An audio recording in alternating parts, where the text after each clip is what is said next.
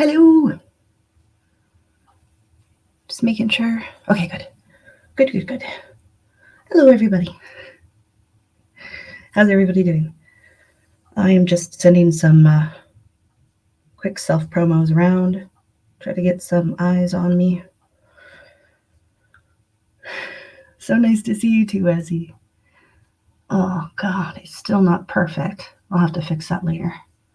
Trying to fiddle with the widgets that are attached to Talk Studio.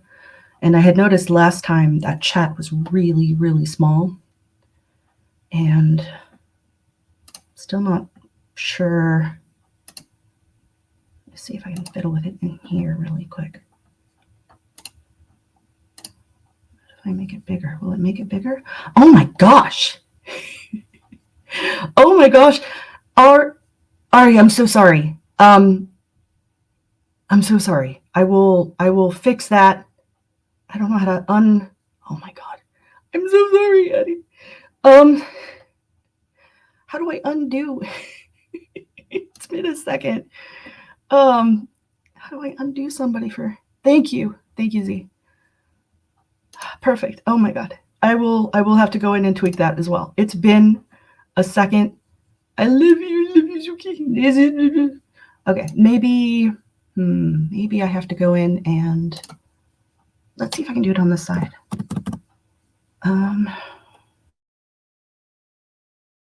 Maybe. No, that's not right. Streamlabs. Stream Elements? Streamlabs. Let's see. Oh my god. Again? Sorry. I don't have chat open in front of me for a second. Just bear with me a minute. I'm gonna make chat a little bigger. Just a little bit. Right now it's at 15. No, that's not right. Font size is 20. Let's go to 30. Let's do 30. See. Hopefully that works. Oh my gosh. Oh, dang it.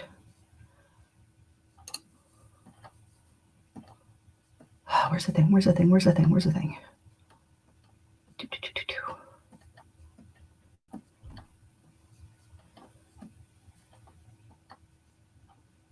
There we go.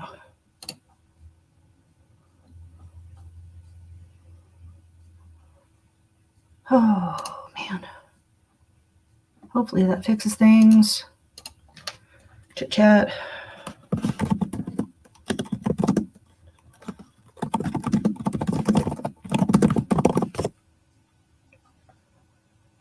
Hopefully that fixes things. I'm really hoping.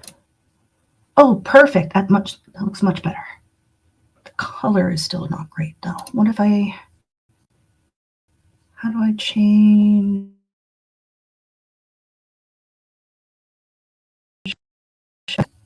What happens if I change it to black? Oh, that's not good at all.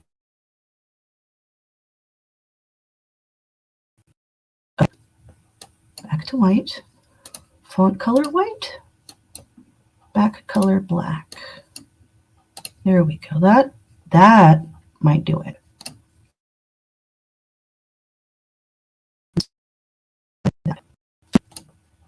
Let's see. Fingies crossed. Oh my gosh. Well, oh god, my hair looks like shit. I don't want to just have it down because, like I said, it looks like shit, and people are gonna think I'm a hobo. And it's really warm in here. This is the problem that I had last time.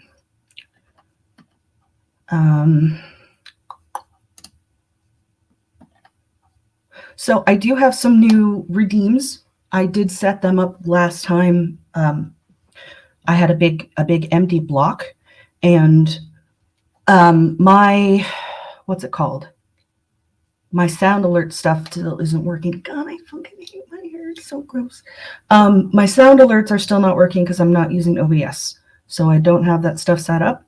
But if you take a peek in the Chaos Coins, you'll be able to see a bunch of other newer stuff. the active and the passive and the hydration checks and all of that fun stuff.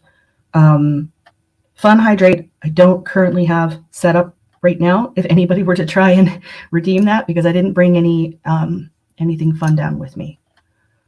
So I would have to run back upstairs. And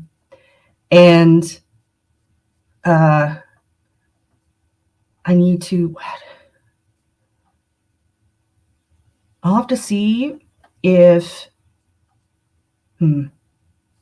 this isn't important. Why am I yapping about this? Don't worry about it. Don't worry about it. It's all good. Okay, so nothing has really changed since the last time I went live that I can think of. I'm trying to see, is it not showing? Hang on. Test. That's fine. That's fine. Can I yeah, there we go. That'll be good when people ask me questions and I want them to show on screen and not have to read it out loud. So I was going through and I was dropping off promos. That's what I was doing.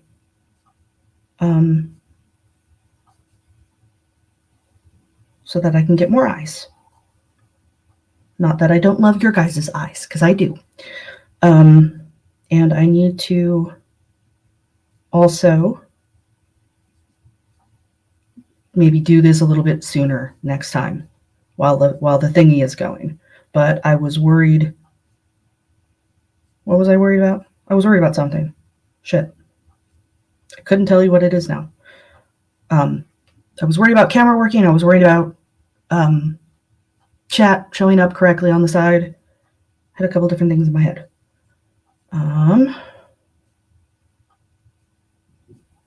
What?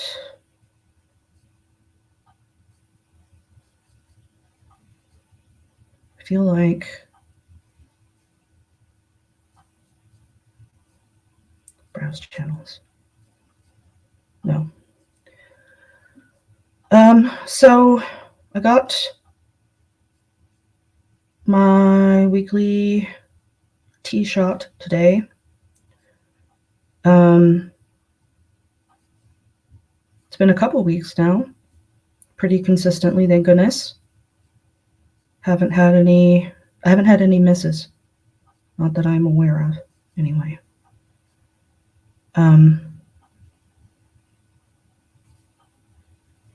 I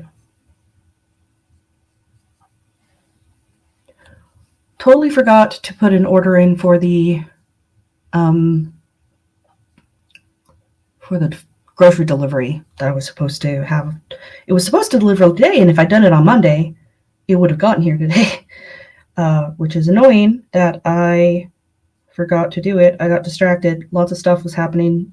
That is the new thing. Spouse came back on Monday. No, Sunday. Spouse came back from trip to Arizona on Sunday. So came home from work, picked me up at work. We went to dinner. We came home, and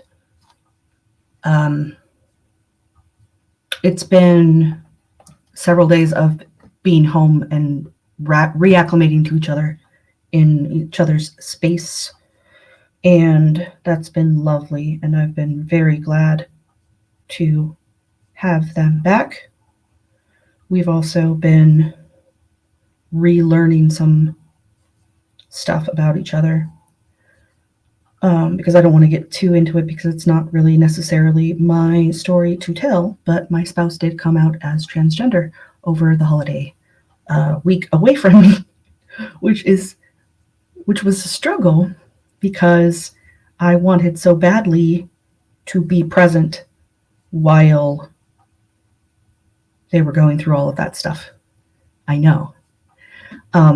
It was a lot, and I am very proud of them I'm really proud of them for coming out. The way I saw it, the way I say it, the way I said it when we were talking on the phone was that it wasn't even so much as coming out as it was coming home. Because honestly, that's what it felt like. It felt like it was something they were kind of playing with for the duration of our being married. Was, is this okay? And also, is this okay? Is this safe?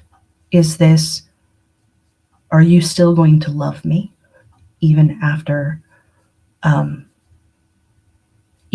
come out? Is it going to change our relationship at all? All of those things. And I had to explain that, of course, it's not going to change anything. We are married. I married you. I married every single part of you.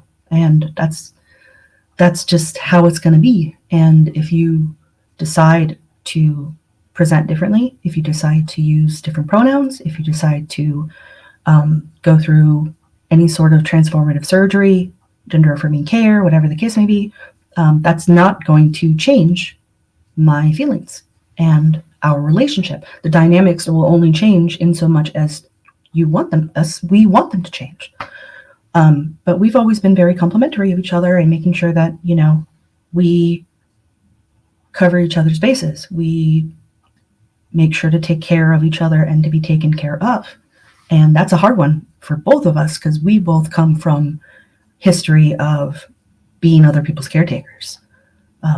Always being the one to check in, always being the one to make sure the other one is okay, making sure that all their needs are met, not always doing a good job of taking care of ourselves and wishing that we had people who would take care of us as much as we took care of them. And now we have that. And it's great. And we've been married now for 8 years. And I've never been happier. And yeah, it's not been easy. It's never easy. Life isn't easy. But it's definitely a better place to be than I was before. Not that I couldn't do it before, although that's questionable. Not that I didn't do it for years, but having somebody in my corner who loved me and supported me and was with me, regardless of my good days and my bad days and all that shit, was great. It is great. I love it. I love them a lot. I'm grateful. And I mean, that's been the last few days, is like lots of reassurance, lots of talking, lots of working things out, lots of discussing things that maybe we hadn't really talked about in length before. And it's challenging for sure. Like when we were apart, they were gone for 2 weeks and it felt like we were talking every single day, but for like 3 or 4 hours a time. And all of this stuff started coming up and it was a lot. And I felt really, really overstimulated. Not overwhelmed necessarily, but definitely like unsteady and trying to figure out what was going on, everything that was going on. It was a lot and I wasn't there. And I think that was probably the biggest part of me being overstimulated, was that I couldn't be there to touch stone and make sure that we were okay. Because there's only so much that you can get from talking to somebody on the phone and hearing their voice inflection and all of that stuff. Like, it's really easy to miss out on all of the nuances of body language and stuff like that. And I mean, you can get really good about hearing inflection changes and stuff and knowing like how people do vocal pauses and the way they shape their sentences and the way they maybe talk more fluidly, more relaxed versus like stilted and stuff like that. But we're both really big on a lot of nonverbal communication too. And especially with my spouse, they have audio processing disorder type thing. It's one of those weird ADHD type things where someone will say something, and if they're not paying 100% attention, it takes their brain like 3 to 5 additional seconds to catch up with what's being said. Exactly. So you get it, Ari. And sometimes it's a case of I need you to repeat yourself because I wasn't paying enough attention to hear anything but sounds being made. And sometimes it's I needed the extra 5 seconds of processing power to catch up with what was being said. And sometimes it's there's so many things happening at once that it's hard to pick out one of precisely.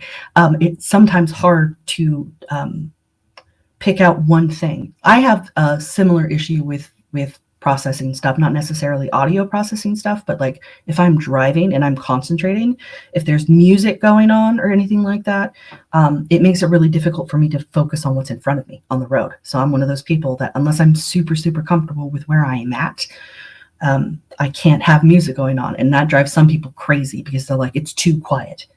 And in a lot of cases, people will start yapping at me while I'm driving. Yapping. And I'm like, I can't concentrate. Shut your mouth. I'm trying to find where I need to turn. Which is why having like GPS helps. Having GPS, because then the GPS will tell me, hey, you need to turn left in about a mile. And if the person's yapping at me, I can hear the GPS telling me, oh, turn, because they're not going to be telling me where I'm turning. They're not paying attention. They're too busy yapping at me, telling me whatever they're trying to tell me. At that point, if it's too quiet, I just stick an earbud in. Yeah, talk radio makes it easier. Also true. It can be with talk radio, it's a little easier, I think, because it's not all the extra sounds. And I also have a thing with music where it's like I start to pay super hard attention to the music itself. Like if I don't know the song already, I'll start paying attention to what the lyrics are. And I'll start doing like brain analytical stuff with the music. And it's like, it just blah, blah, blah goes on. But then, you know, when I lived in my home city, when I was growing up and I drove around all the time, I could play the same song 20 times in a row and not even get bored of it. Yay, that's how the brain works. All of, you know, like dopamine go, you know, so it's very, that's a very a thing. Anyway, getting back to the processing stuff. So being able to see my mouth move when I'm talking helps with the processing sometimes. And, hi, oh my gosh, it's so nice to see you. Hello, thank you for popping in. I'm just yapping. We haven't started reading the book yet, but we're just popping off and talking about random stuff. My spouse came out as trans over the holiday, so it's mostly just catching up with stuff like that. So we were talking about that, and we were talking about audio processing disorder and, you know, neurodivergent stuff. We're a group of neurodivergent folks, so we do a lot of talking about special interests and stuff like that. My trick is to ask people to repeat what they just said because I'm not received all the data yet. Then when they're in the middle of the selling, I suddenly interrupt them going, oh yeah, okay, yeah. That way we both feel awkward. 150 billion% correct. And that is definitely not a unique thing. I think I saw a meme not too long ago that was like cheers for all people who struggle with audio processing, and then the person responded with what, and then they pick up a sign and they're like, as the sign's left, oh yeah, thank you. It's exactly like that. So it can be difficult sometimes, and we both have different levels of audio processing disorder. It's a joy. Azzy, do you know Baroque? Do you familiar with their content? Because they are, oh my God, guys. Amazing violinist, incredible musician. Absolutely worth a follow. If you don't already, you should give them a try. Great little community also. Just wonderful all the way around. I found you very deliberately because I was looking for some music to listen to while I was just goofing off. And then you just turned out to be a super swell human being. And I just love popping in when I can. And I'm always keeping my ear down to Discord whenever lives go on. I'm sure everybody can relate to this at this point. How many drop your numbers in chat. How many Discords are you in? How many Discord servers are you in? I had to separate them by category. And I had to turn off almost all of my notifications because I was just getting so many. 11 million, over 100. with the occasional megalovania. Is that another content creator, Azzy? I'll have to look it up. Under 200, that's all I know. So over 100, under 200, about 20. I worked it out the other day. So yeah, that is a wide range, 20 to 200. I'm probably in at least 20 ASMR groups, probably another 15 or 20 local type stuff to my area, special interests and stuff, and specifically online only communities. I think I've got like 15 or so. And then my Minecraft streamers, that's all, probably close to 50 or 75. You're currently, if you're on the 2 News, let me take a quick peek, Z, and see what's going on there. Did they get invitations, or did they just click? Did you see them in any? Did you see them in any of your streams, like the last 2 streams you were in? Let me go real quick and take a quick peek. We got. I know Normal was in one of your streams. I don't know about Shandy. Oh, Shandy's fine. Shandy's fine. Evie's been on Discord since 2018. And Chung Wong is a streamer and a VIP, so they're fine. So it's just Shandy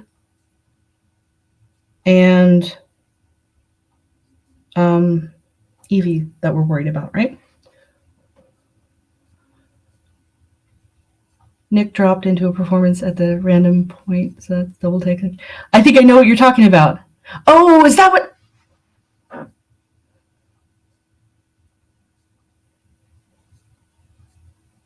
Is that what that's from? Is that what that do? Is that from Megalovania? Is that because that's a video game, isn't it?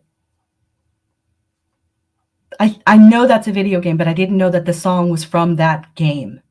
I've known that silly little melody in the middle of stuff. I've known that forever as a meme thing, but I didn't know it was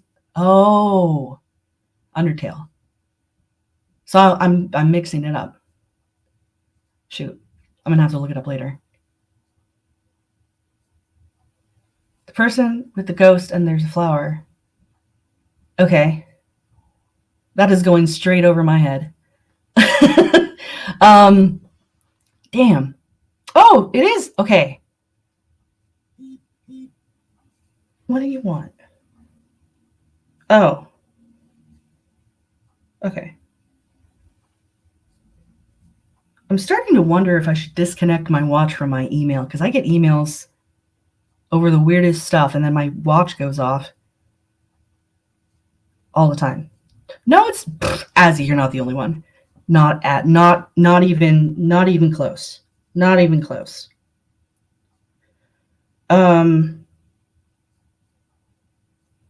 Shit, where was my brain going? Ay. Totally losing track of myself. I've noticed also that like some communities are really super supportive of Emma and John. I'm Emma and Christopher John. Oh. Okay.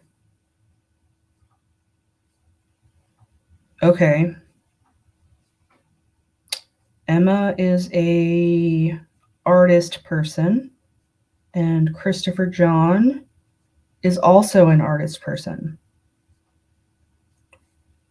Okay. So we'll keep an eye on both of them. For sure. What are you talking about, you nerds? Pony skeleton. Oh, you're talking about Undertale. Okay. I'm just seeing I'm like, yeah, that's a sentence. Those are letters in a shape that look like words. I don't know what any of them means, but I'm having a little bit of I'm getting a little bit more in the nose.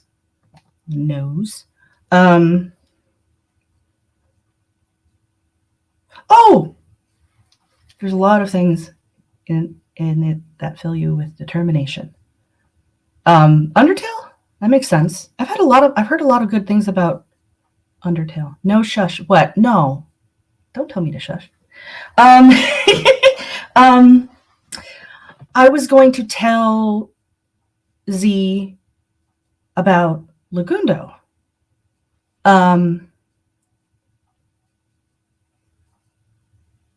No, it's fine. It's part of our community. It's important. Oh, no. Get it now. Sorry. I get it now. So Lagundo is, yes, legs. We love legs. Lagundo is a Minecraft tuber. He didn't start as a Minecraft tuber, but he became famous for being a Minecraft tuber, and he has really fantastic content. And I wasn't 100% aware of his content because his style was mostly like 100 Days and like adventure core type stuff. And I usually mostly follow builders. And he does build. He does amazing builds. Now that I've started watching his content, I can see that now. But he mostly told a lot of story stuff with his content.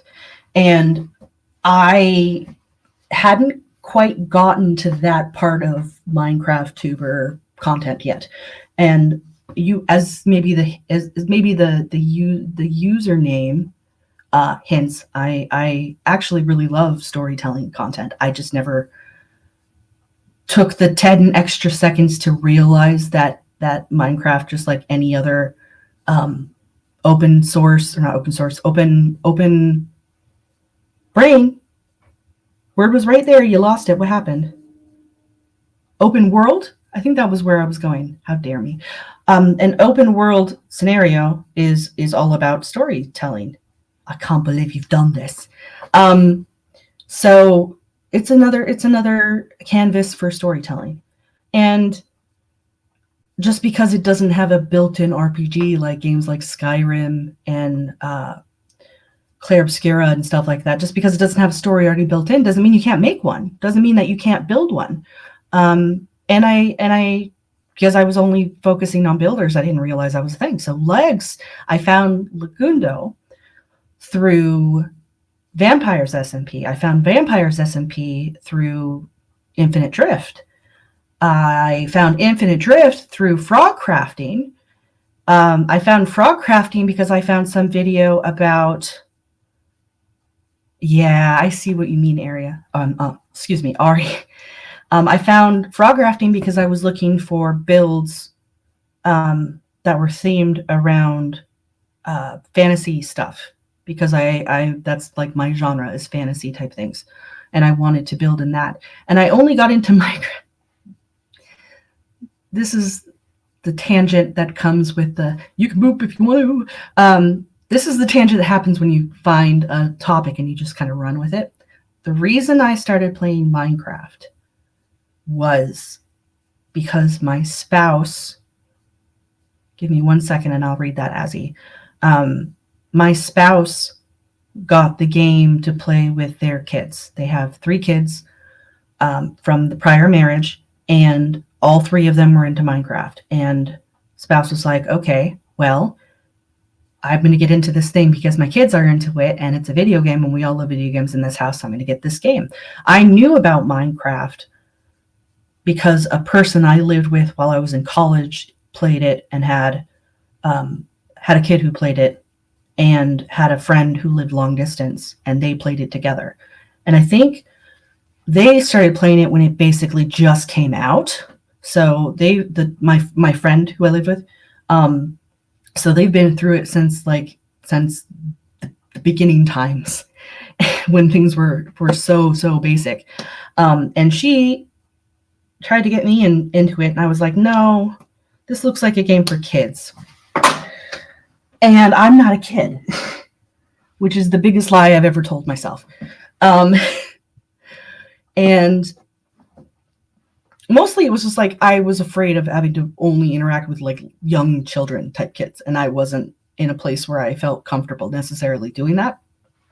But coming back to my spouse, spouse was playing. Spouse is also very young at heart, partly because of the kids and partly just because of being a big family of children and doing all that. They played with Legos and stuff. I did not have Legos. I was very conditioned to be female, so Legos weren't necessarily one of those things that I got to play with because it wasn't female enough.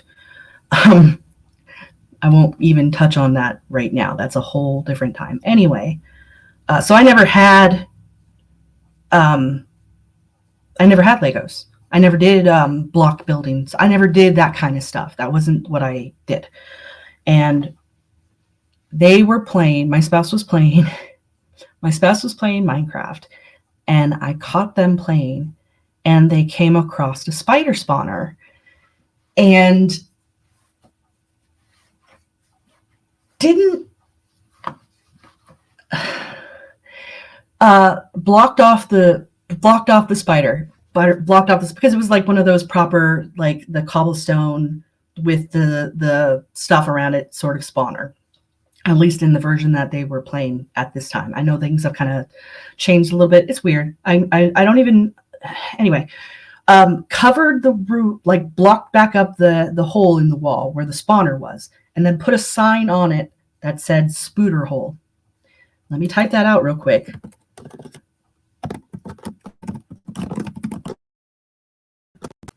This was mine. Those were the words. A sign in front of this spawner, and I knew immediately that I needed to play this dumb game. Oh, ad break. Poopy.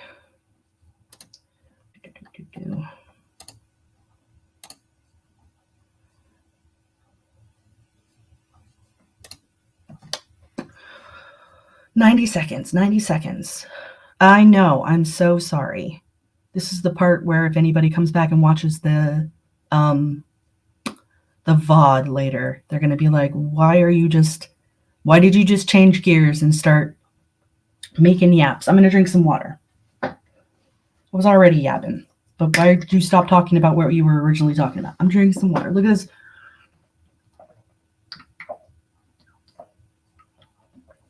I don't intend to drink this whole thing of water. This is an entire gallon of water. And while there we go, chat, hydrate. If you're not in ad break, drink some water. Get some water in your body. It's good for you. It's good for you. I'm not going to drink all that water in one sitting. That's too much water. So everybody drink some water. Chat, drink some water right now. Drop a 1 in chat when you've had some water. I don't have a water emote. I should get a water emote. Anyway, so Spooter Hole. Welcome back from ads. Spooter Hole sign on the covered spawner room, and I knew immediately that I had to play this dumb game. It made me laugh so fucking hard. I laughed to the point of tears. It was such a goofy ass thing for him to do, and for them to do. And I immediately was like, okay, I gotta play this dumb game. I gotta play it. So I started playing it, and so fast forward back to where we were a second ago. Frog crafting and infinite drift and lockdown and all of them. I watched an SMP with drift and frog crafting that was Castaways, and I loved that. That was like the perfect amount of role playing and building and just being a silly goose. Like that was my toes dipping into like storytelling SMPs. And when Drift announced that they were going to play vampires, I was like, oh cool. And then Drift wasn't even my main. It was so good. I want them to do another one. I'm not gonna lie. It would be so fun to watch them do another one. And not even just them, but like the same kind of concept without. Oh God, how? I could never see character drift, bringing this same group of girlies on another cruise or another flight or whatever, and then the flight collapses or breaks down or whatever, and then they all look at Drift like, again, you know. I could never see that because it's like it doesn't quite work. It was so fun, and I really enjoyed watching it and all of the different types of mods they used, and it was really a good time. And I would love to see something like that again. And that's what I've been kind of chasing ever since then, is finding an SMP that's like that. I can't really get into hermit crafting because hermit crafting is so big. It's a little overwhelmingly big. And it's definitely catered more to a family-friendly environment. And while I don't hate family-friendly environments, I cuss like a sailor and have a difficulty curbing myself. And if I ever was trying to do content like that, it would be really difficult. Like, I would have to be really careful because I know with the age range of that environment, you're going to get people who are going to look at your stuff that are very young. And you don't want to be a bad influence, right? You don't want to, you can hear that. That's my spouse walking around upstairs. You don't want to be a bad influence. You don't want people to be mad. You don't want to know that you talking about certain topics is going to affect them. Like, it's, so I've always been hesitant to hang around in communities where there are very young people, being a much older person. And also knowing from my experience growing up online that there's a lot of fear and hesitance and stuff from parents and things like that. And I don't want to be canceled. I don't want to be hated. I don't want to become a problem. So rather than completely change myself to fit into the niche that I needed to be in for that kind of content, I didn't. But with Hermitcraft, it's such a huge community, and I didn't feel super like I could fit in there. That's not saying that I don't love individual creators that have been involved with Hermitcraft. I just don't think I'll ever go directly finding Hermitcraft content to watch. But Vampires SMP has a lot of people from Hermitcraft in it, I noticed. And like, I also started to notice that like there's a lot of overlap in different communities where they start to, like, this person will be in this project and this person will be in this project, and then they'll meet in a thing, and then they go off and they make their own thing together, and it just kind of chain reaction out from there. And I found Legs' content through the character he played in Vampire SMP to be very compelling, specifically to me and people I've known in my life, and people who have experienced complex post-traumatic stress disorder, and people who have been forced to do things that they didn't necessarily know they could say no to, all of that stuff. And I found myself deeply sympathizing with the Dr. Lagundo character that Legs was playing. So when the SMP ended, I immediately went and started watching his content, and I kept watching his content, and it's great content. He is great. I'm not gonna spend the whole stream talking about how great Lagundo is, but he's pretty great. And Legs has a Minecraft server, leg.gg, that has mini games and builders and speedrunners and all this other stuff on it, and it's still relatively new-ish. I think, like, if I remember correctly, I think they peak at 600 players right now over the course of all day. So like never 600 at the same time, but 600 over the course of a single day. I think that's stellar. I think that's approachable. I think I could get onto a server like that and not immediately be overwhelmed.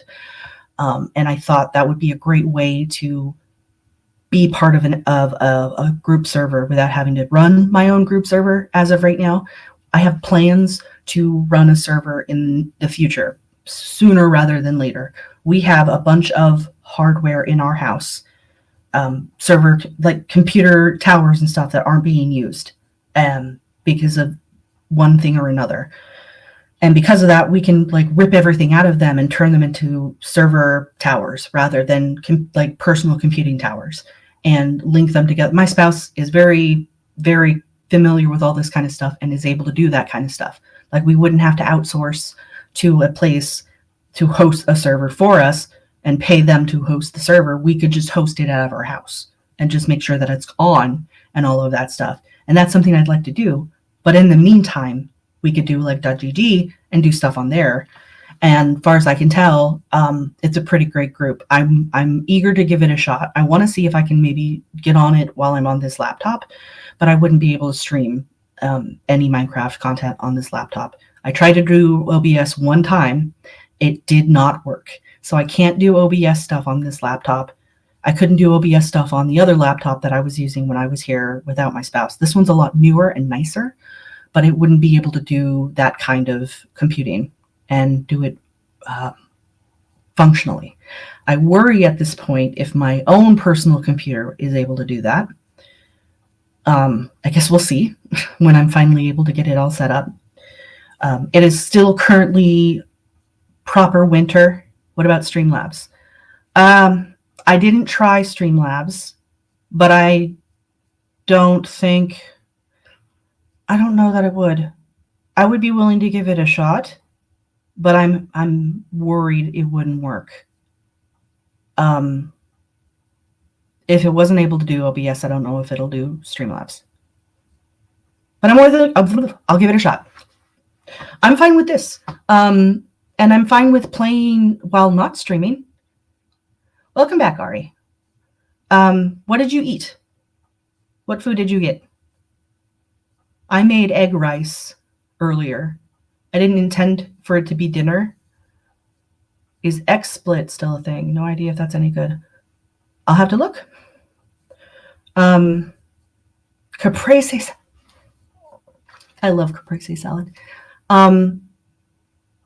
Did you do it like traditional, like it was just the basil and the tomatoes and the mozzarella with the olive oil, or did you like add it to a bed of greens and additional stuff? Is what I want to know. I love caprese salad. I probably shouldn't eat it because I'm there's no technically, but I'm lactose intolerant. But you know how much I care about that when it comes to cheese? Zero. I don't care. I love cheese. Even if cheese doesn't love me, I'll take the lactate pills. I'll suffer for cheese. Oh yeah, I forgot about the balsamic. You're right. Basil is expensive. You gotta grow some, my friend. It's not hard. Basil is such a aggressive potted plant. Like it will produce so much. You will not have enough stuff to put the basil in if you do it correctly. It is so aggressive. It's like, let me take up an entire room of your house, kind of aggressive. And as long as it has enough light and enough water, because it is considered a tropical plant, as long as you give it enough light and water, it will just give you basil until you literally, like, it comes out of your ears. Even with a basil plant though, Ari? Come on. Is it because you overwater, or is it because you underwater? Or is it because you don't have enough sunlight? I might have to challenge you to try. Here's the thing. Don't buy the live plants that you get at the grocery store. If you do decide to buy a basil plant, buy it from an actual like plant nursery, because the ones that you buy at the store are hydroponic. So unless you have them set up immediately to go into a hydroponic system, they're just going to die immediately. You can't put them in dirt. They expect 100% water all the time. And if you do hydroponic plant raising, you have to put liquid fertilizer into the water. Otherwise, it'll just start to lose nutrients. The leaves will stop being green, and it'll eventually die that way. They don't tell you this kind of stuff when you start trying to take care of plants, that there are certain conditions you got to do. I watched a video about someone who was lactose intolerant, and they basically did, for lack of a better term, lactose maxing. You consume much that they basically reset their gut biome. I wish, oh my God, that's nuts. That's crazy. Concentrated dried milk powder, they basically reset their gut biome. You would think with the amount of dairy I consume that I would have done that at some point. I don't know. I don't know if I maxed it enough. But I really like, that's another one of those things that you're like, wow, I didn't realize how much lactose was in things until I really started looking. Wow, where did the brain go? Brain just went stop. That's my brain. So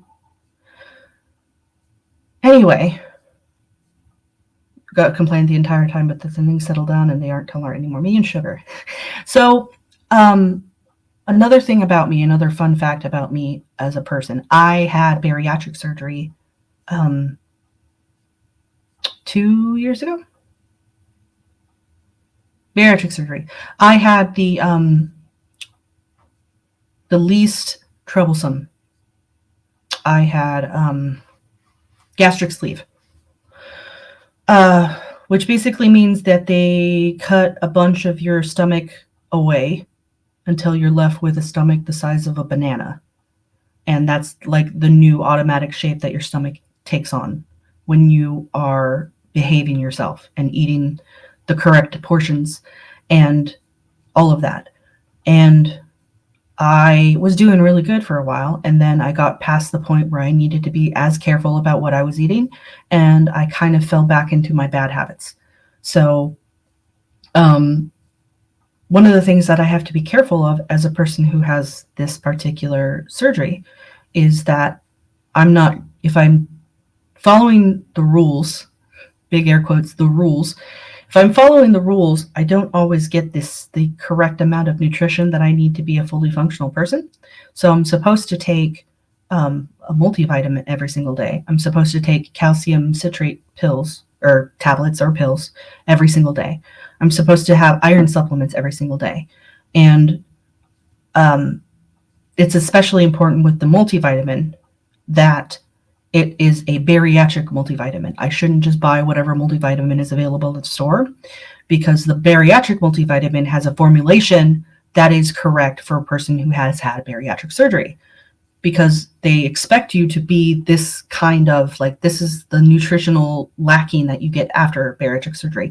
I also don't have I'm probably going to mispronounce this. I don't produce the same amount of ghrelin, which is like the hunger hormone to, what is my hand doing? To make me be hungry. So, and that was already a problem I had before with the ADHD. I would not eat all day and then be like, my stomach would suddenly growl. I'm like, why is my stomach growling? Oh, it's been 12 hours and I haven't eaten anything. So I would overeat, not necessarily binging, but just like overcompensate by being really hungry and just eating until it became uncomfy, which is not a good way to eat in terms of like being better about your there's the word. Where is it? It's right there on the front of my tip. Right here. Right here is where the word is.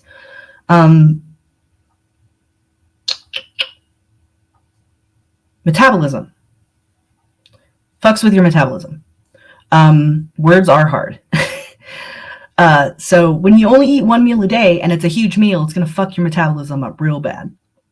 And you're basically conditioning your brain to, this is how your patterns are, and it'll mess you up. And I've had problems like that my whole life. I've had really yo-yo weight.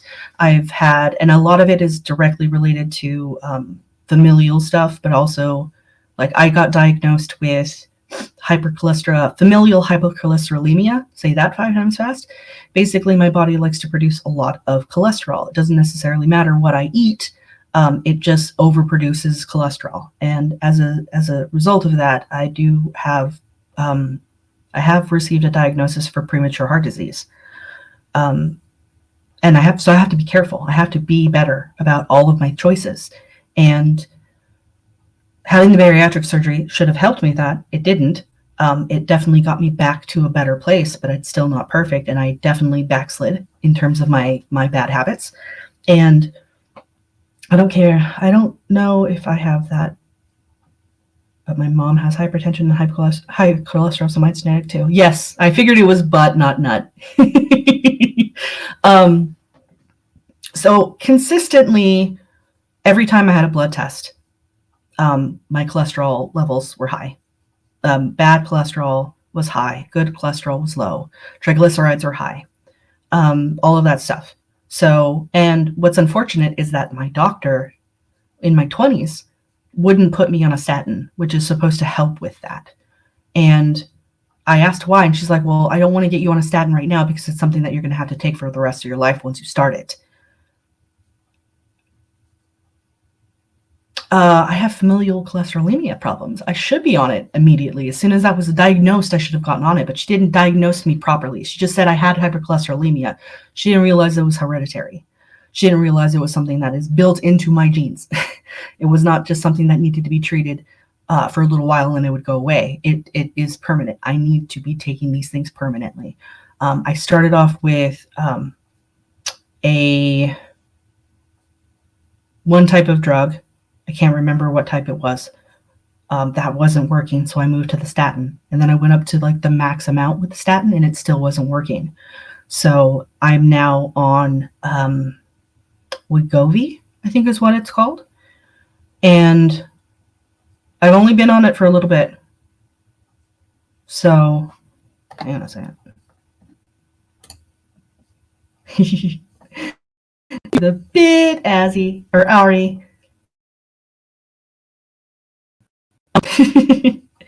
I've only been on the Wegovy for a little while. I like literally just started it. I went through 4 days supply. I'm on my next 4 days. So less than a week. It's going to be a minute before it actually starts doing the job it needs to do, but I'm hoping it works. I wasn't approved for Repatha, which is a bummer because Repatha would do a much better job than the Wegovy. And the Wegovy could be used as an addition to the Repatha, but in the meantime, it'll do what it needs to do. What are you doing, Ari? Ari, what are you doing? Ari, what are you? Okay. I get it. You're number one. Oh my goodness. Pressing the buttons. We pressing the buttons out of the buttons. So medications are fun. I take probably close to 20 pills a day right now, plus the Wegovy, which is a subcutaneous injection, and the hormone treatment to try and get me a little bit more comfortable with the gender affirming stuff, trying to move the needle from femme coded to question mark coded and not go into male coded. I kind of just want to be right there. Again? What? Ari, oh my God. Thank you for the bits, Ari. I am humbled. Jesus. Completely derailed me. Bulgogi. What about Bulgogi? The medication Wegovy, Wegovy. Hormone therapy too, even though, yeah. I may be on my seizure meds permanently. Oh, shit. Had my neuro appointment yesterday. If you feel comfortable sharing, feel free to do so, Z, or you can tell me privately. That's fine too. That sucks. That sucks big time, my friend. I'm so bummed to hear that for you. PMDD is a fucking bitch, Ari. That's another fun thing, another fun fact. Today is just medical problems chat, apparently. We're just going to talk about all of the body nonsense that's going on. I also had a hysterectomy because I had do I want to say proclivity? My body liked to make meatballs for no reason. And you would think that meatballs would be a good thing, but no, they were not. They were not a good thing. They caused me a lot of pain. I would get uterine fibroids. and they would be quite large. And because of that, my cycle was always really painful, and I had a lot of clotting, and it was uncomfy and debilitating. Oh, time to do a quick stretch. Um, double chins out, babe. Um, so I started having fibroid issues at 16 or 17 years old. I had my first surgery around that time. I was getting, did you hear that? I'm sorry. If you didn't and you're just teasing me, that's fine too. I had my first surgery when I was 17. They told me I had uterine scarring because of that. So, low key in the back of my head, I always wondered if that would have affected any sort of child rearing. But I didn't really feel, based on my living situation and lifestyle and family history and trauma, I decided pretty early on I was never going to have kids. But I wonder, like low key, I always wondered if maybe I was infertile because of that stuff. Regardless, so I had to fight really hard to get the hysterectomy. Every single doctor that I saw kept trying to say I might change my mind and want kids. And it didn't matter how many times I stamped my foot and begged. They wouldn't do it. They refused to do it. And it took me, and even when I finally got approved for something, the person who finally was willing to give me something was going to give me a radio ablation. But the problem with a radio ablation, it's not permanent. It wasn't going to solve my problems. It was going to temporarily delay my problems, and then I was still going to have it become an issue again, probably even past the point of I'll get to that in a second. Probably even past the point of menopause. I probably still would have had fibroids. So when I got the approval for the radio ablation, I went to I asked for a second opinion, and I got a doctor who was willing to do the hysterectomy. But then it became an issue of they were worried because of my weight that I would not heal properly, and that I might not be able to stay under the anesthesia that would be required for the duration of the surgery. And there was a risk that I might come out of anesthesia while I was in surgery, and they couldn't stop. They couldn't stop the surgery, and I got the impression that they wouldn't be able to put me back under. And these are things that scared the shit out of me. I was actually anxious about it. I almost thought about not doing it. At this point, I was married. And there was a moment when my spouse was in the room with me, because initially I wasn't able to have them in the room with me. The scheduling stuff. So scheduling conflicts made it difficult. But the second time it came up, I was able to have my spouse in there with me, and there was a brief conversation about like, so what's the deal with kids? And my spouse is like, well, I have kids from a prior marriage, so I don't really want kids. And I mean, at this time, 8 years ago, I was already well into my 30s, and old to have kids, and age also plays into like survival rate for the pregnancy and shit like that. Again, I don't care. I had no interest in ever doing that. I had no interest in having children. But because my spouse more or less said, yeah, no, we're fine, I feel like maybe that definitely helped with the whole having kids thing. Because I'm pretty sure even if I'd said that I was a fucking lesbian, they still would have been like, well, maybe you'll change your mind and still want to have kids. Yeah, I'm old. I know it doesn't look like it, and that's probably has a lot to do with the fact that I'm a fucking basement dweller. So yeah, I had the hysterectomy. It was amazing. The healing the healing from the surgery was not amazing. And the quality of life that came from having the hysterectomy, the quality of life improvement that I had was immediate. That pain was gone. It was fucking gone, and I didn't have to worry anymore about it. Yeah, it's annoying to have clothes that get gross because of stuff that happens. And having to deal with that is a pain in the ass.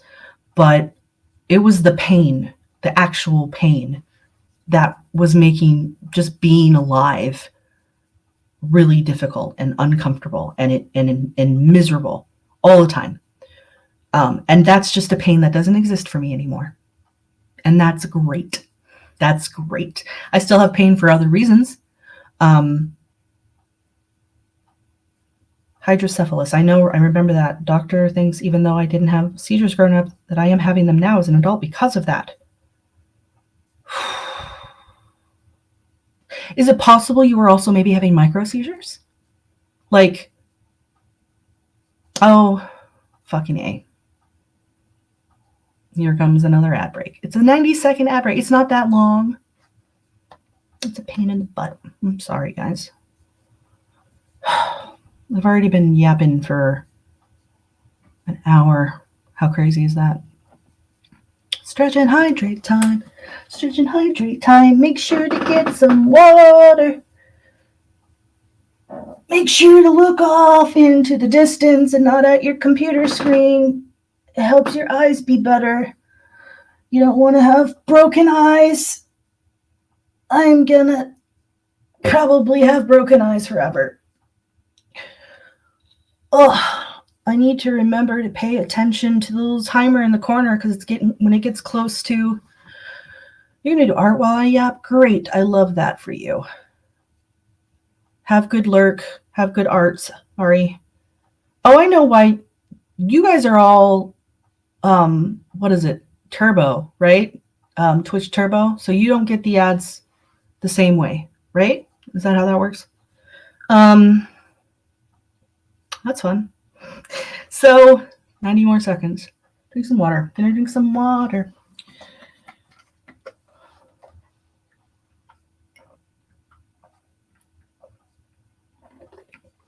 Only a free month. That stinks. I wish you could have it longer. That's over. Welcome back. Insert shrug here about the possible micro seizures. Either way, that sucks, man. I'm just awesome and ads don't affect me.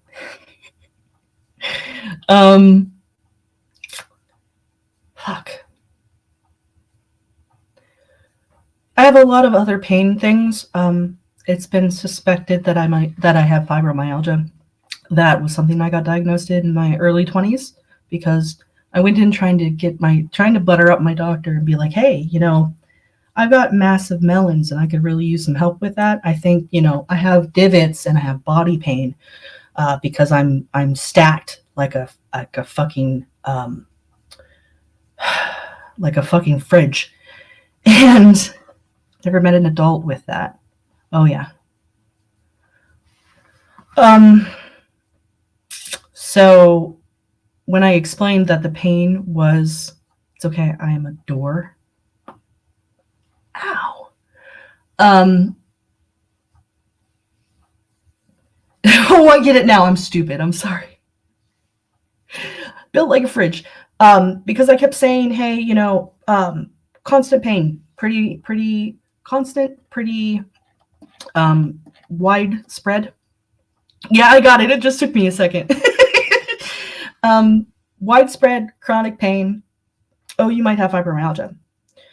So we're going to treat it with some high dose ibuprofen, basically. And that wasn't helpful at all. Not the way it should have.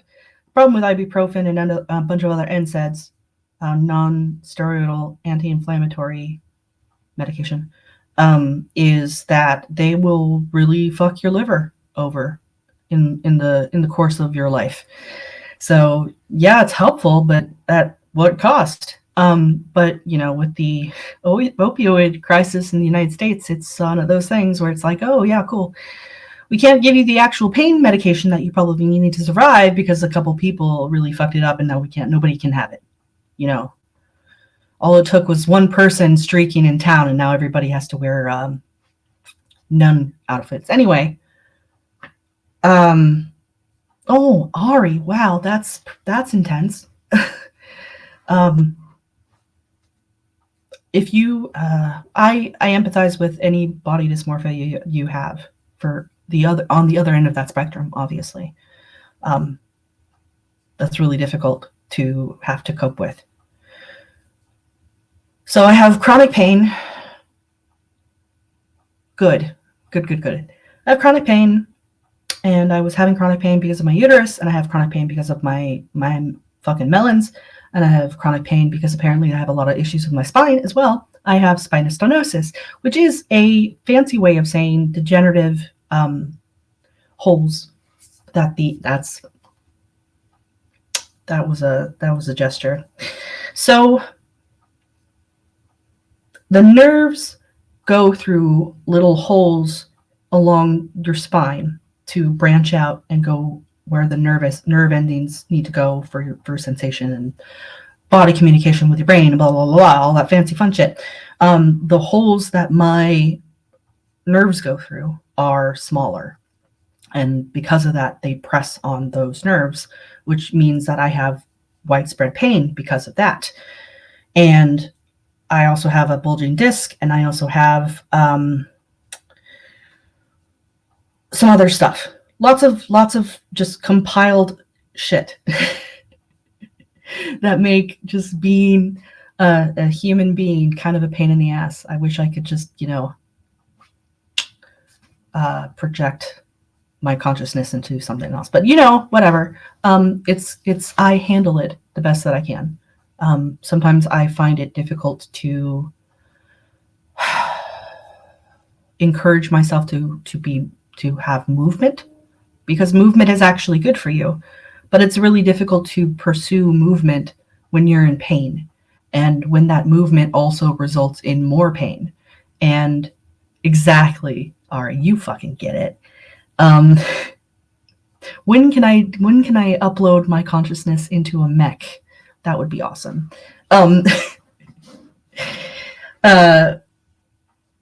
So finding movement that doesn't hurt is important to helping me be active, which means helpful to my heart, which helps with that part of my problems, helps with managing the pain because I'm taking the weight off of my joints. And all of these things are interconnected, and I've never been able to really do them because I couldn't find the motivation to do them because of mental health problems and ADHD, all these things. It's all... That's fair. It was nice knowing you, Z. So trying to be optimistic and keep going when there are days where I wish I couldn't. And I don't want to get too deep into that. I know I'm looking kind of off in the side because I'm thinking about stuff and I have difficulty even paying it. Ari beep boop. Beep boop beep. Ari beep boop. I mean, that's permanent. I'm going to do that to you in all of your streams now.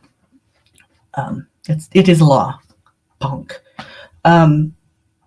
Finding motivation to do those things with all of the mental stuff that was also going on and the household stuff going on.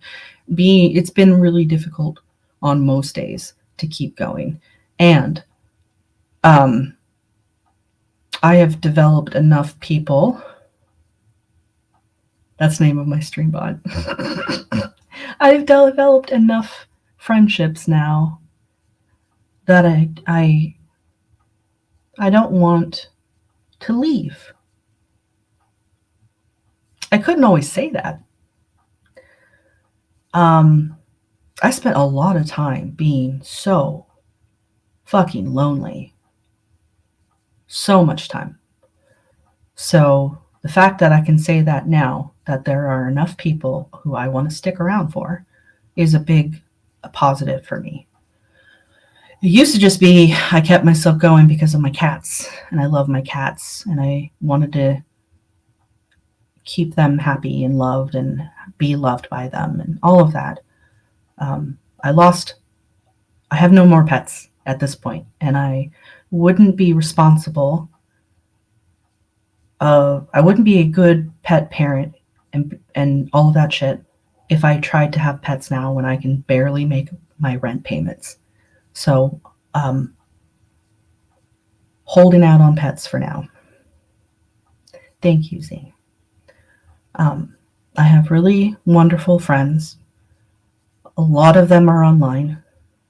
That's kind of the reality of the timeline we're living in. But I remember a time before that, before the internet, where the people you knew in front of you were the only friends you had.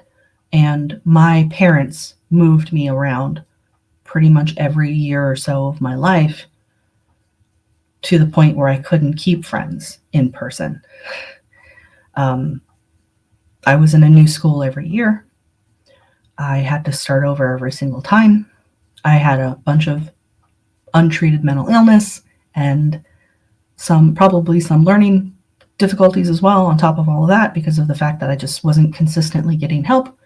I wasn't getting help at home. I wasn't able to get help at school because I couldn't stay afterward, because my parents couldn't, I was a latchkey kid. If you don't know what that means, it means that I let myself in at home because both my parents were working. There wasn't anyone there to care of me. That started as early as 4th grade, I want to say. And I have a sister who's 3 years younger than me, so I had to take care of them as well. Parentification is fun. So before the internet, I didn't have a whole lot of friends because we moved around a lot. I didn't really do friend building in church because I was too little to really. I didn't see any of those people outside of Sundays either. So it's like, it's just, I didn't have friends growing up until I started having internet and being able to talk to people online. And then I was on the computer all the time, and my parents gave me shit about it all the time, called me antisocial. When they would punish me, they would take away the computer, and that's where my friends are. That's where my friends live, inside of the beep boop box in the middle of the living room. So taking away my friends felt like just the meanest thing you could possibly do. I had nobody. I was constantly isolated. It was awful. Now that I'm an adult and have been an adult for a couple decades, I have friends who I've been friends with for years. And people think social means face-to-face, and that's it. It's true. And a lot of normies feel that way.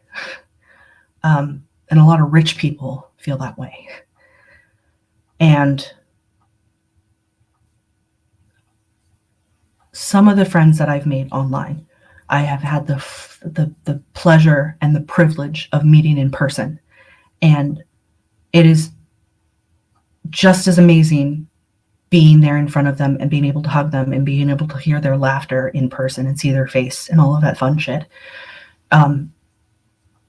It's very wonderful to be able to have that. And if it had never happened at all, I would have been fine with it. And there are definitely some friends that I have yet had the privilege of meeting in person. And that doesn't make them any less my friends. I might not ever hear their voice because maybe they don't feel comfortable doing voice chat. And that's fine. And maybe we only ever talk a couple days a week or a couple times a month, and that's fine. I have a built-in feature, not a bug, that means I have no friendship decay. So if you don't talk to me every single day, that doesn't make me less of a friend. The problem, of course, now becomes in this era of online personalities and stuff like that, the whole thing about parasocial relationships. Admittedly, I won't deny that I have fallen into the trap of that on occasion. And I also think of it as just being like, hell yeah, friendship community, let's go. It's hard for me to separate the sensation, like the mental logic that comes with the idea of parasocial relationships, because I see everybody as being like the cool kids at the table.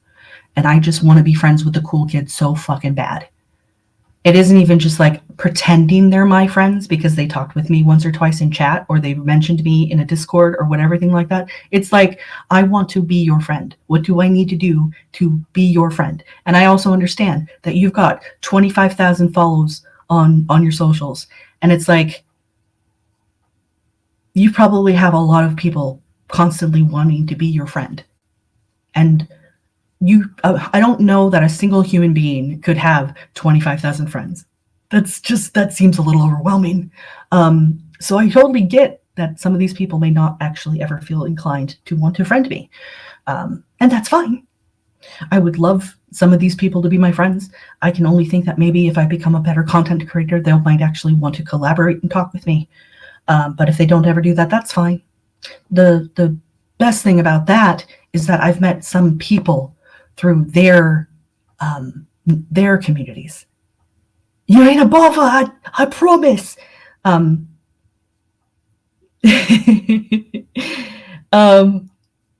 I've met people through other people's communities. I met Azzy through Drift and through frog crafting. I met Ari through Faye, and I've only known I love Catherine Tate so fucking much.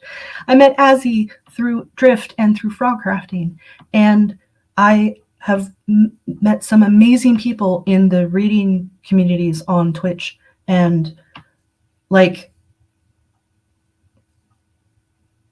they might not have 25,000+ followers, but that almost makes them more approachable, you know? Z and I met through Stardew Facebook group. It was a looking for group Facebook group. We just happened to really gel. Like, a lot of people, they do one-offs. They'll maybe start a farm and do it for like 3 or 4 days, and then they just kind of fall out of sync. One of the people that we tried to do that with, actually, that's exactly what happened. They kind of fell out of sync with us. But Z and I kept playing, and we've definitely gotten pretty fucking far a few times. And then something will happen in social, like maybe a new game comes out and we get a little hyper focused on that for a while, or maybe, you know, whatever. One of my best gaming duo buddies. It feels so good to hear you say me that. So it feels really great to have these people that I've met online that otherwise I may not have ever known. If computers didn't exist, if the internet was never a thing, I might have never met any of these people. Before, like, chat things were a thing, I was really active in like website making when I was in my late preteens and early teens. I taught myself how to do HTML code from reading like source code on websites, and that shit is so crazy advanced now. I couldn't even possibly try to learn it without actually taking like online courses and college courses and shit like that. But I learned exactly Neopets and shit like that. So I learned how to start making websites, and I started falling into community social groups through that. And one of my best friends for decades, I still consider her one of my best friends, even though we very rarely talk. Prayer circle for computer for me. That runs properly. She lives in Australia, and I was pen pals with her for decades. Throughout high school into my adulthood, we would write letters to each other. When YouTube became a thing, we started trying to do the video blogs with each other. ADHD is a bitch, though, so we never really finished it all the way. We did quite a few, but it kind of became a hard thing to do. First time I got the internet, the company would give people free email address, hub posting space, and a domain name. It was great. Golden age of internet. Yes, 100% Web 1.0, motherfuckers. So that's how I developed friendships there. I was also really, really, really into Star Wars, and some of the very early websites that ended up becoming huge, big things. I had some hands in at the very, very beginning, but I'm like a blip in the history of their existence. So they probably don't even remember me or who I am or anything like that. I was in the Wolf Home community for a bit of time in high school.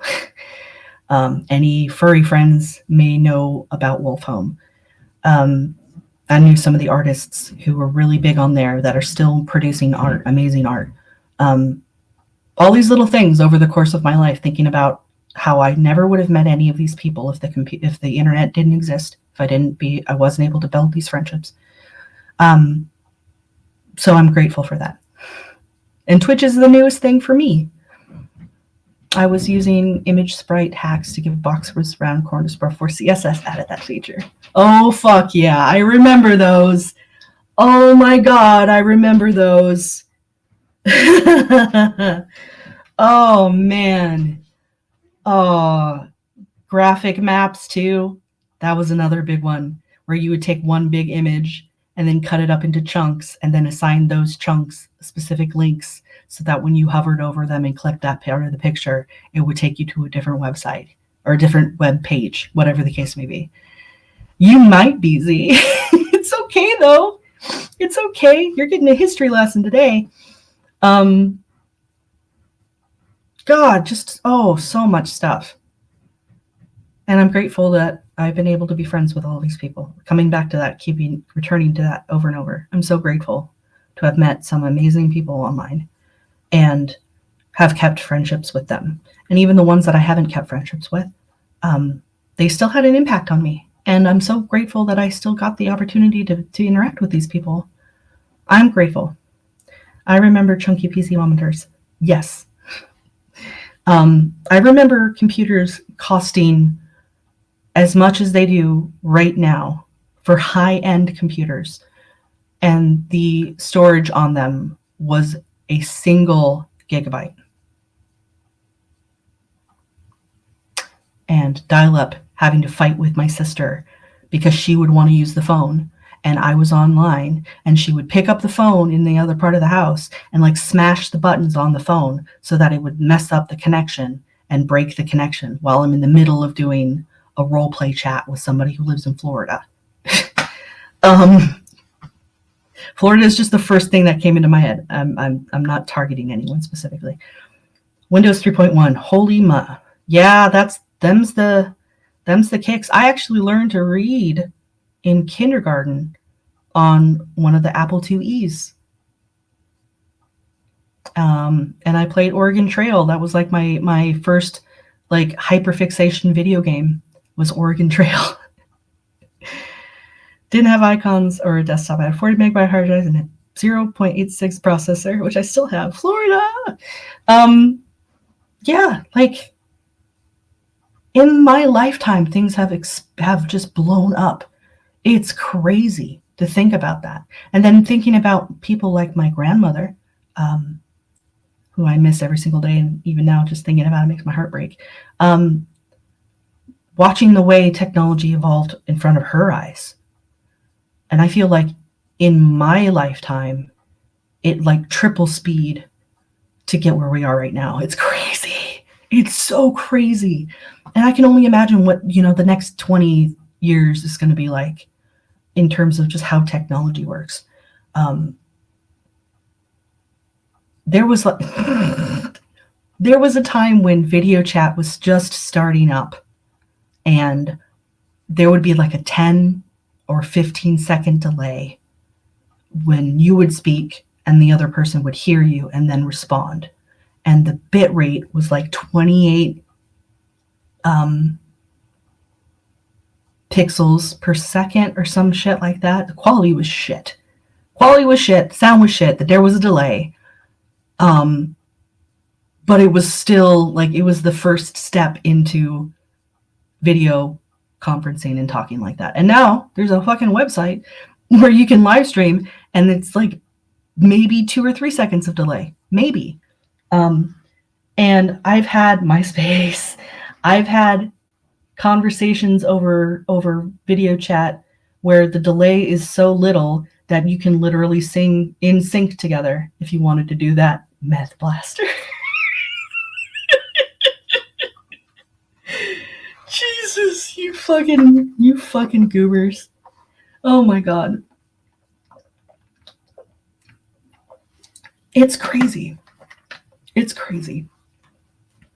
And I get to talk to you people, and you people get to talk to me, and I get to listen to people read and make music and draw and create amazing fiber arts and paper crafts. And hello, Coco Mock Bro. Thank you so much for popping in. We're just talking about the history of the internet and friendship. Nice to see you. I get to use this amazing website, and it sucks that it's part of the Bezos empire, but I get to see all of these people making all of these amazing crafts and doing all of these amazing things, and it's just so awesome. And some of them actually talk to me, and not just in chat, but they'll go and talk to me after the fact. Facebook absorbed MySpace in the womb, and MySpace went away. You are correct. Oh man. If you ever get the opportunity to actually watch the fucking Facebook movie, you absolutely should. It's such an interesting movie to learn more or less the history of why Facebook even became a thing. And it's very quotable. Are internet friends real friends? A discussion. Correct. And prior to that, it was medical drama nonsense. Eventually we'll read. Eventually we'll get to the book. But yeah, like I hate the fact that everything is capitalistic. That's the part that's really fucking awful. I hate how everything is motivated by money. But I'm also finding a lot of amazing people online who believe in things like anarcho-communism and mutual aid and supporting your community and promoting each other's work and being like touchstones for each other. And it's so great. A lot of these concepts I probably never would have been exposed to if it hadn't been for my online communities and the people that I met along the way. I've always had a very egalitarian way of seeing the world. I've always really strongly believed in being a part of a community and supporting each other. I had some really amazing teachers in high school and in college who instilled these really amazing, give me a second, really amazing concepts into my brain. And I'm so thankful for that. And I just continue, even now, I still learn things every single day. And I encourage people to never consider themselves as being stagnant. You can always learn something.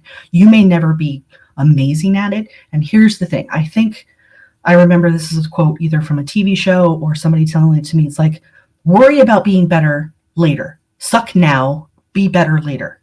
Like, it's okay to suck. You can always get better. And it doesn't matter if you started doing something when you were 10 or when you started doing it in your 40s. Like, if you want to do something, nothing's stopping you. The only thing that's stopping you is you. It's really hard not to be comparative. It's so hard. It's so hard. I do it all the time. I compare myself to myself when I was a kid versus now. Like, I was able to run like no big deal. Now I can barely run down the street without losing my breath. Faye was saying, you really have to pick your battles because our very existence is a result of war, violence, colonization, etc. So you really can't protest everything. You are 100% right, Ari, and so is Faye. And it can become super, super overwhelming to people who are neurodivergent and have deep hearts and souls. And all they want is for everybody to stop hating each other and for everybody to get cool with a lot of shit really fast. And they can't fix it. They feel like they're one person in an ocean, and like it doesn't matter, you know. And it becomes very fatalistic and doomery, as the term is now.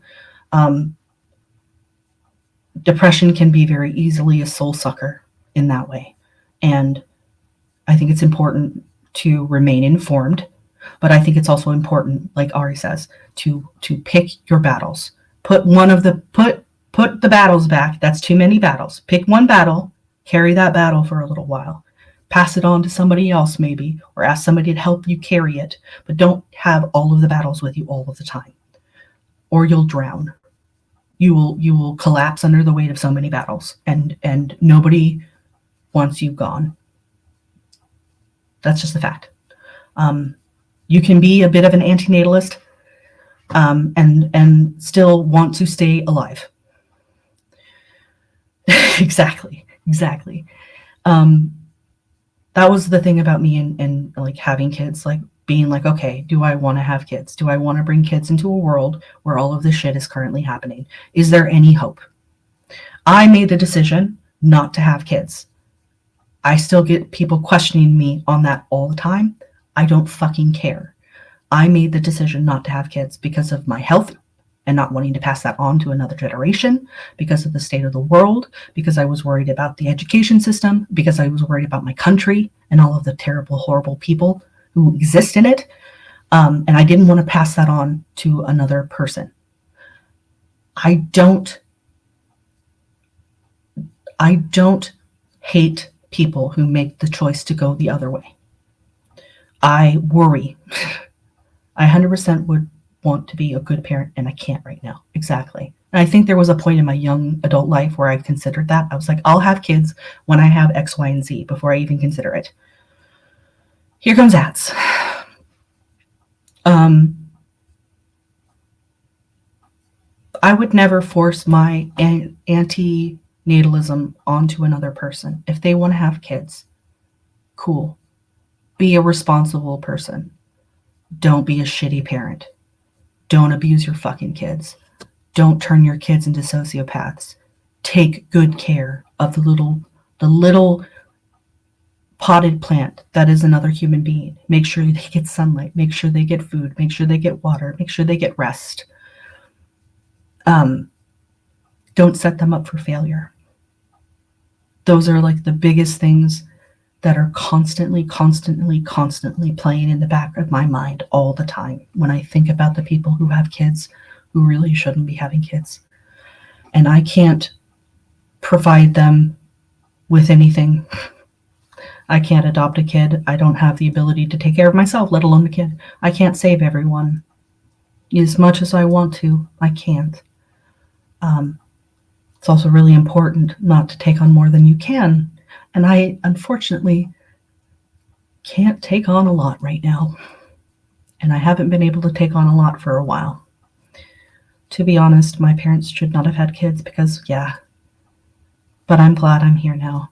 I'm glad you're here now too, Ari. Welcome back from the Yaps.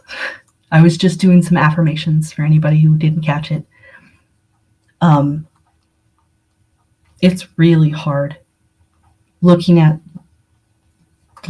the amount of stuff I've gone through as a kid and not kind of hating my parents a little bit. And that's an understatement, to put it mildly. My sister also made some pretty bad decisions because she didn't know any better and started having kids really young. And unfortunately, those kids have had a lot of problems happen to them too. And all I can think about is if you just been a little bit more mature before you made these really terrible decisions, but she didn't have anybody to teach her to be mature. You know? It's learning. I'm learning these things about myself now. I'm coming to terms with them now. It's only taken so many years being away from all of that because I went no contact with my family, my immediate, like, core family, because of how much they were messing up my healing and how little they cared about my boundaries. It was important for me to draw that hard line, to be a better person. And part of being a better person was to be away from people who I knew were not helping me. And it sucks that the people that should have been part of my automatic party ended up being more like villains in my story, without redemption arcs. We love a good redemption arc. But unfortunately, sometimes there is no redeeming qualities. A person won't change if they don't want to change. They won't learn from their mistakes if they don't think they ever made a mistake to begin with. It doesn't matter how many times you say, hey, you hurt me. They don't care. And they don't want to care. If they don't want to change, they're not going to change. And that sucks. It sucks a lot. But you don't have to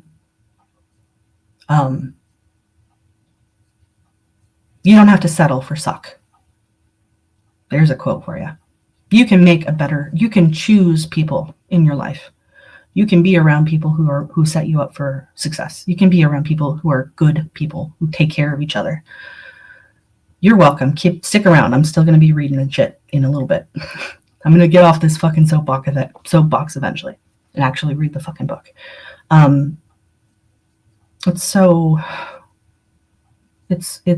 There are ways to keep going. Even when you're so fucking depressed that it's difficult to get up and move around and do anything. I am a very anxious person. I have very heavy depression. I am on a lot of medication that helps me with that. Exactly, Azzy. And so many people forget the whole quote. And the whole quote is what makes it so much more important. I take a lot of medication to help me manage my anxiety and my depression. My brain does not make the proper chemicals to make me a happy, pure person. And even when I wasn't on those medications and I wasn't getting therapy, I counteracted that in the most natural way that I could, which was to constantly make other people around me laugh, and to laugh, to seek out laughter, to seek out things that made me laugh. Because in those moments I was able to forget everything was awful. And it was important, it was fulfilling to me to make other people laugh, and it was fulfilling to me to make other people happy, and it became a big cornerstone of my personality. I am a giver by nature. I love to make people laugh. I love to make people smile. I go out of my way to do those things. I get a lot of positive feedback when people say things like, hey, you're funny, hey, you're smart, hey, you're kind. It feels good to hear those things. And it's very intentional. I did it on purpose. Thank you so much for the follow. That is so kind. Thank you. I hope you stick around. If you don't, that's okay too. You don't have to stick around for much longer. I'm getting to the fucking book, I promise. Making people laugh, making people smile is fulfilling to me. When I lived in Seattle, which I did for college, I started a social group of people who were really into a television show that was on the CW for over a decade. And eventually a lot of people stopped liking that show, but they would still come to the meetups or the events and the meetups and stuff because they liked the people. I cultivated a community of people very intentionally, and it was amazing. I'm doing an overnight shift, gotta go soon, but I'll check out the VODs. Cool. See you around. I'm also on YouTube. I try to upload the VODs onto YouTube when they eventually expire on here. So if you want to hear any of my other stuff, you can go and check the YouTube out as well. Same username on YouTube. Have a good shift though. Remember to stretch, remember to hydrate, remember to find something to smile about, eh? So, having people tell me, I watched friends I watched people become friends because of those social events that I put on, that I facilitated. And even though those people weren't necessarily friends with me, maybe I didn't develop any sort of relationship or friendship with them outside of the superficial, hey, I'm running this event and you're welcome to come, and introducing them to other people and making sure if they were uncomfortable that their needs were being met. That was part of my job as a facilitator, as an event coordinator, was to touch base with people and make sure that they felt safe and comfortable, and not get so sucked into my own stuff that I kind of just turned off everything. I've been to a lot of community events where that happened, where the event coordinators, the people who were running the events, if they weren't getting paid to do it, they would just kind of click with their own friends and forget everything else that was going on around them. And that wasn't me. So knowing that I helped people become friends, by putting on these events, by making sure that people felt safe and comfortable, was extremely fulfilling. It's too bad I can't get paid to do that, at least not in a traditional way. So that's part of the whole thing. My personality type is I love other people around me also being happy people. And if they're not happy people, I will go out of my way to help them be happy people. And if they can't be happy people because of the help that I'm giving them, and I start to realize that they're dragging me down, I've gone to a point where I tell myself that I don't have to put up with that bullshit anymore. I don't have to stick around for people who will not uplift me the same way that I uplift them. That wasn't always the case. I spent a long time in my young adult life thinking that I only had access to so many people, so I better fucking work for it. And if they're terrible people, I just need to be better. That's how bullying happens. I got a lot of bullying. But now that I'm an adult, if somebody's being an asshole to me, number one, I'm going to tell them and call them out and say that they're being an asshole. And I'm going to provide them with the receipts to show them that they're being an asshole. But if they don't respond the way they need to, I will not hesitate to cut off ties. I will separate myself. I will protect the people around me and make sure. Yeah, I hear that though. I'll touch on that in a sec too. I will make sure the people who are not good for me and good for my people are no longer part of the problem. I will eliminate that problem. Maybe not actually with like a delete button or anything like that, but I will absolutely distance myself and my people from people who are not helpful and kind and uplifting and supporting and all that shit. I thought you were going to be like, I love being around people. And my response was like, I love being around people online because people IRL make me tired. That is also true. And that is also something I learned about myself recently, or recentishly. If I don't have a job when I'm at an event, I get so overwhelmed. If I don't have something that I can focus on and do, I get overwhelmed and I have to peace out. I can't do it. A lot of my in-person friendliness with people was a masking. That people-pleasing tendency was masking. I am not as much of an ambivert as I originally thought I was. I am definitely extrovert-leaning, but I am definitely an introverted person. Like, I definitely need to have decompression time after I'm around a group of people.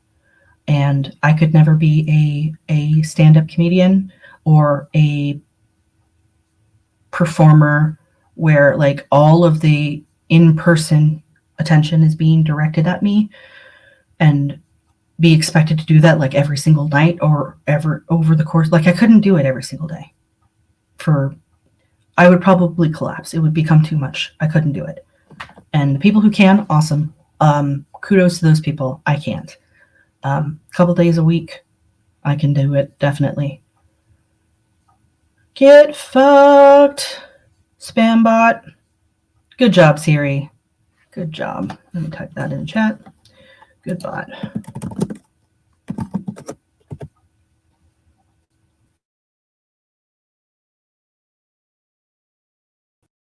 I would never be able to do it like that and not burn out.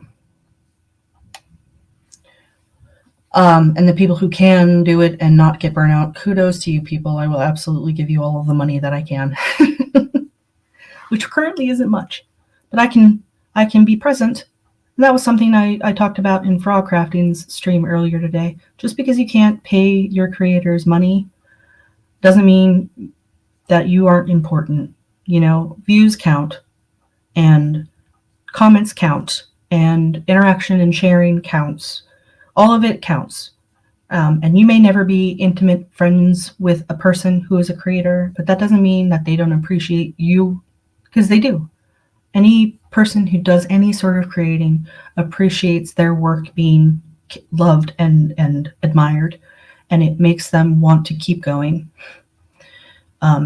And they may have started just with the intention of, hey, I need to make something that feels good to me. And having one amount of positive feedback is like the most uplifting thing in the world. Now, magnify that by billions for some of these people. It can be so overwhelming. And they deserve detox time and decompression time. And they don't need to be treated like idols and gods. They're people. Everybody's a people. Got to remember that.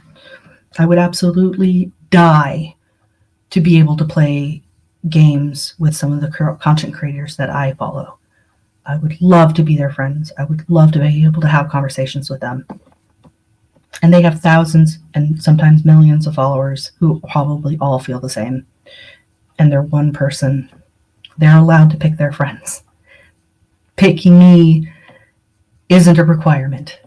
And I have to be okay with that. Even though I want to be friends with some of these people, they probably will never talk to me, and that's okay. Doesn't mean that I'm a shitty person. Doesn't mean that I'm not worth kindness and love and friendship and all of that fun shit. It just means I'm not going to get all the attention that I want from the people that I want, and that's okay. Anyway, now that I've rambled for almost 2 hours, let's maybe actually read the fucking book, shall we? So give me a second to flip categories.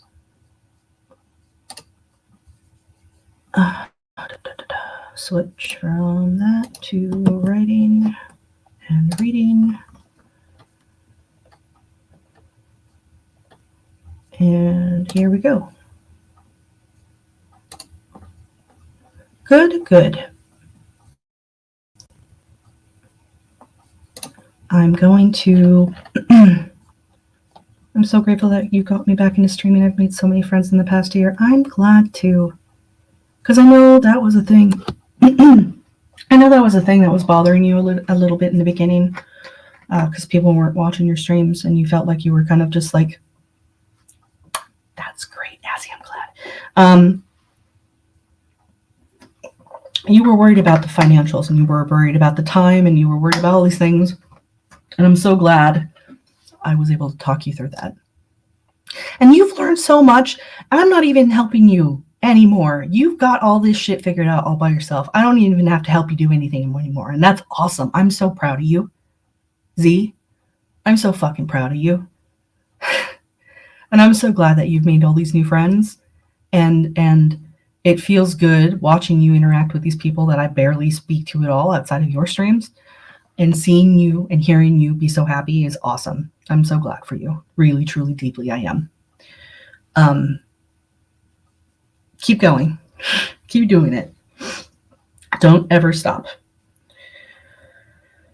Let's see.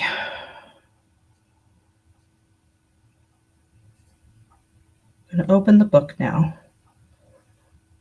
I was originally reading a different book by Charles DeLint. And as I was reading it last stream, I came to the realization that the content was a little bit heavier than I initially anticipated. Chibi Cozy somehow needs to be in a boat. Yes, it does. So after having read it, finished reading the stream, I've decided that I'm going to go ahead and keep reading it off stream for myself because I still love my author and I still want to read his books. But I also understand that might be difficult content for people to listen to, and I don't want that to be my stream. I'm not going to read only children's novels because that's its own category, and as much as I love children's novels, I would eventually get so fucking bored. So I'm going to read a different book by my favorite author, Charles DeLint. And we're going to start reading it on stream, and we're going to keep reading it until we're bored and we add it to a did not read list or until we're done. Savvy?